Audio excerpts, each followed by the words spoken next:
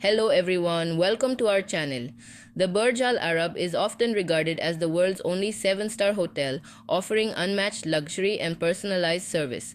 Its suites range from 1,820 to 8,400 square feet, each with floor-to-ceiling windows, offering stunning views of the Arabian Gulf.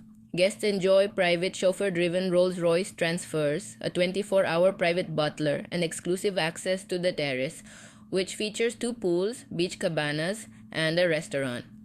The hotel's signature restaurant, Al Muntaha, provides fine dining with panoramic views, while the Al Mahara restaurant offers an underwater dining experience with an aquarium at its center.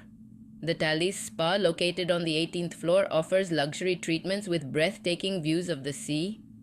Atlantis. The Palm Atlantis.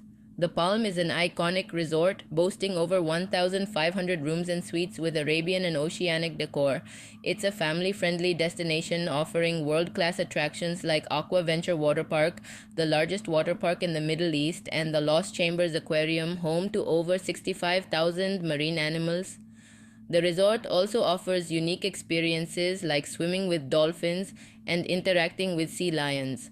Thank you for watching the video.